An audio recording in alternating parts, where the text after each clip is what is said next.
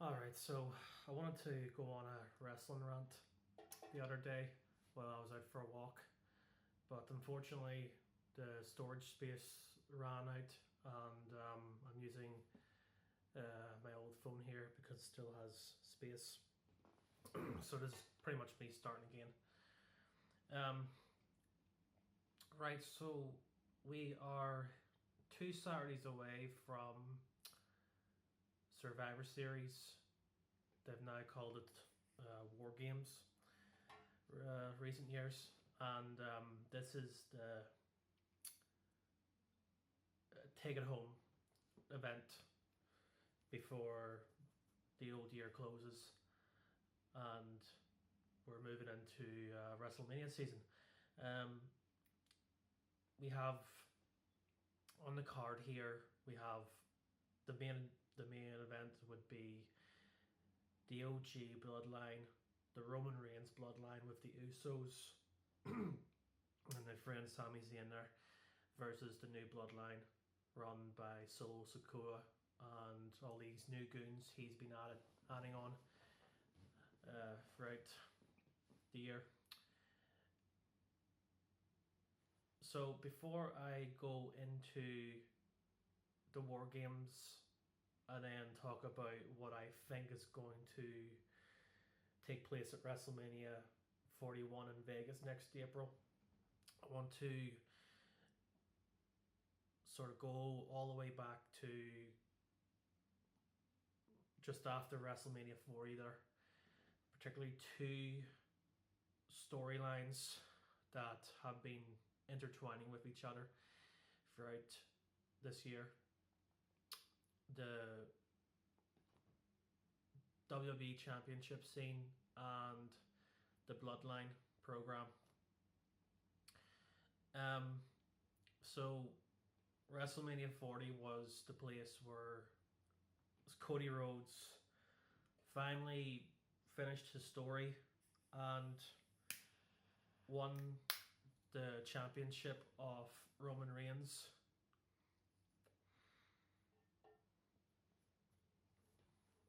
Something that he did that his own dad couldn't do, and he becomes the first champion in the Rhodes family. I think so. I'm not too sure about his brother Goldust, but he becomes the first guy in the family to win a major championship in WWE. So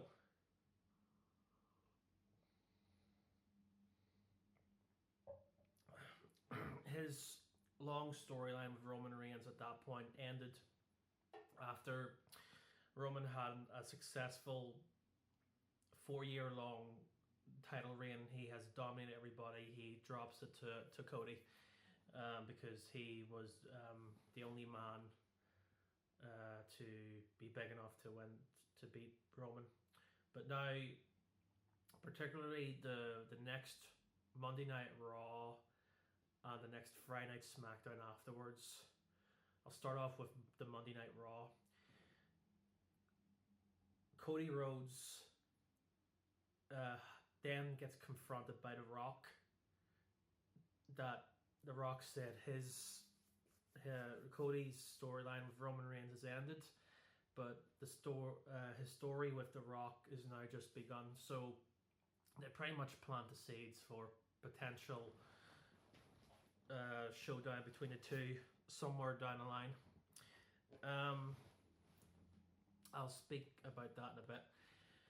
And then the next SmackDown that Friday, I think it's still on Friday.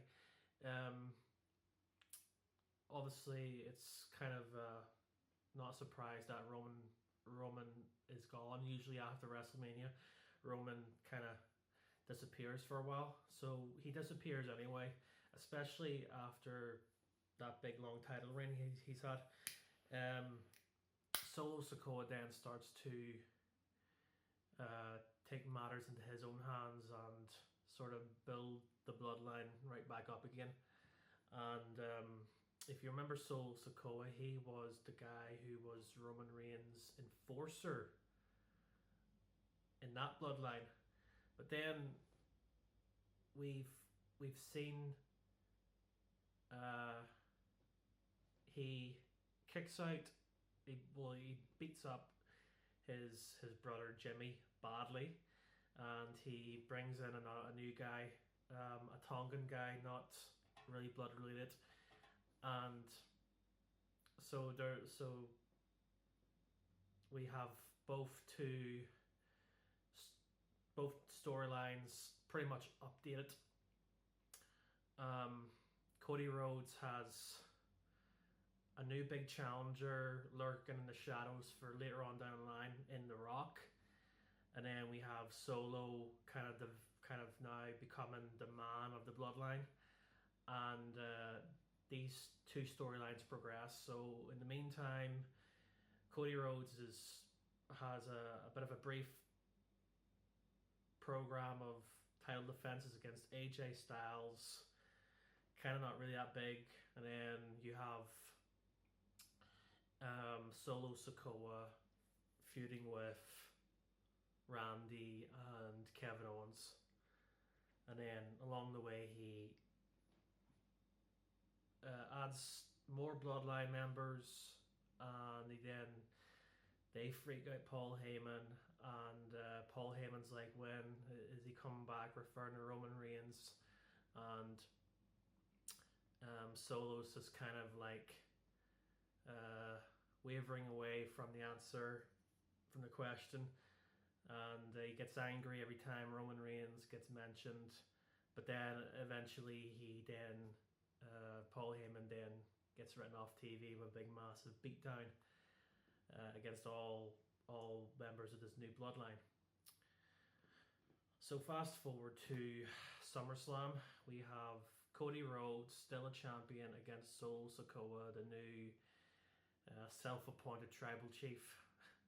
And they clash, and then of course Cody comes out the better man, and what developed around the outcome of the match was the big return of Roman Reigns, and from there Roman is now dealing with this issue with Solo Sikoa running the bloodline and calling himself the tribal chief and everything like that there. And then you sort of have Cody kind of in and out of the bloodline storyline at this point.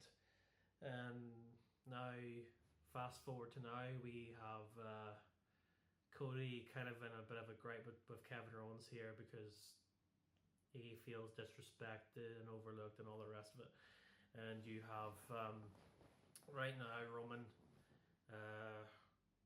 rounding up the gang, the old gang, and evening the numbers against this new rogue bloodline.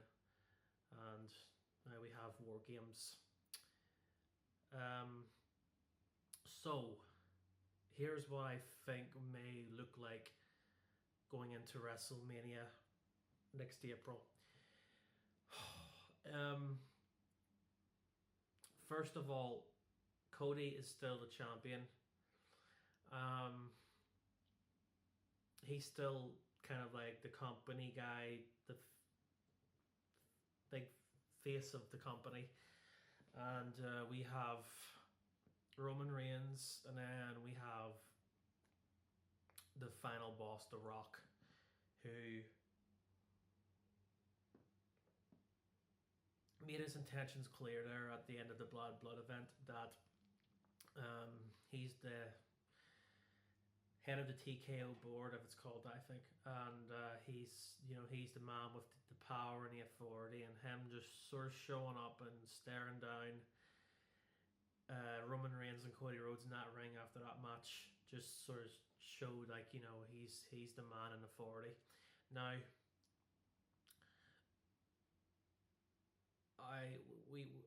the majority of the audience, including myself, always still loved the idea of a dream match between Roman Reigns versus The Rock. And for me personally, Cody Rhodes definitely fits the criteria to be a company guy and the main face of the company and all the rest of it, sort of like a John Cena or Hulk Hogan role. But um, the the matches with the WrestleMania storyline with Roman and Cody just sort of felt like it was a plan B, because plan A, Roman versus The Rock, just never materialized officially. So it's a bit of a weird one. So I think if if uh, if Rome, oh, if Roman, okay, let's start with Cody Rhodes. There's a bit of a dilemma here. Rock and Roman Reigns is there's still a need, there's still a desire for that to happen, and I still want it to happen, because that was a match, so many years in the making. Um, they can go around this thing a couple of ways, but after WrestleMania, Cody was told by The Rock that when The Rock comes back, he'll be after Cody. So I'm not really too keen on Cody versus The Rock at WrestleMania. That sort of feels like a Royal Rumble match. They could do something like Cena, like the way they've done with the lead up to Cena versus Rock 2 back in 2013. Cody can drop the championship to The Rock at the Royal Rumble. On the same night, Roman Reigns can win the Royal Rumble match itself, and then you have a championship match between them two at WrestleMania. Win, lose, or draw from either one of them. That still has potential to run it back again at the following year's WrestleMania 42. So you have that scenario, and then that if they're going to go with that, then what would you do with Cody? Well, what you could do with Cody is set him up to be John Cena's final opponent at WrestleMania. That could be a good passing of the torch moment there too. Not championship wise, but just from generation to generation sort of theme. And then just below the card there, obviously, I think Kevin Owens versus Randy Orton is going to be a match there. So you could do Rock versus Roman in the main event. Cody Rhodes can face John Cena, and then Kevin Owens versus Randy Orton. They can go with that, or they could. It looks like they're going to stretch the storyline with between Roman and Solo. If they're going to stretch it and they're going to keep a big singles match between them two and theme it around who's the real tribal chief, then obviously WrestleMania looks like that may happen, and Solo doesn't have to win that match. That's clearly his first WrestleMania on paper. They can do that and then do Cody versus Rock at WrestleMania if they're gonna go that direction. And then obviously Kevin versus Randy still looks like that's gonna happen anyway. So it's a very weird one. But then if you're gonna go that direction with Cody and Rock at Mania, obviously we know that The Rock isn't going to be around after WrestleMania until later on in the year. So I think you still want to make the Rock look strong, but maybe what you could do is have the dream match between Rock and Roman at WrestleMania 41 anyway. If you want to have the title on the line or not, I'm not too sure. They could make Rock beat Roman, and then throughout the rest of 2025 and going into WrestleMania 20, or WrestleMania 42 in the following year, that can be a year where Roman Reigns climbs himself back up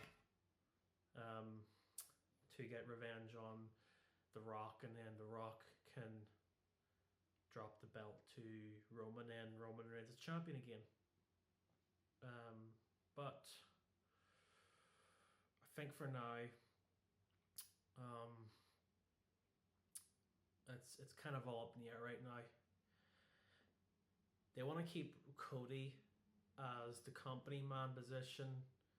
Roman Reigns still gets a massive pop every time he goes out there, and The Rock, his appearance just makes the ratings go way up. So yeah, between them three, you could maybe do a triple threat match at WrestleMania in Vegas. There's so much star power between the three of them, and there's so much intertwining history between all three of them. Cody Rhodes was always kind of like a plan B, but Rock just couldn't get it locked in, and then Roman was just dominating. I don't know. I don't want to see Cody versus Roman part 3. They need new opponents, so that's why I've never mentioned that scenario. I could see Roman being involved against The Rock in their first series of matches, or against Solo Sikoa to see who the real tribal chief is, and the Anoa'i necklace thing to authorize the tribal chief of their bloodline, or triple threat. That's why I can see Roman Reigns out of those 3 options at WrestleMania. So it's very interesting. I think since there's been new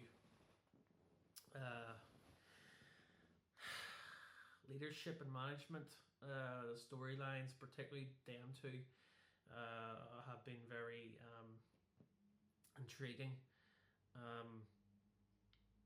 But I think there's no hotter storyline right now than the Bloodline, because I think at this point, anything involving Roman Reigns, he just makes it look good, and everyone around him look good too. So, yeah, that's my rant over. I thought I'd talk about that. It's been a while since I talked about pro wrestling, but yeah, I think WrestleMania 41 does sort of look like a convincing, promising event. So there it is, yeah. Yep, that's my rant over, and goodbye.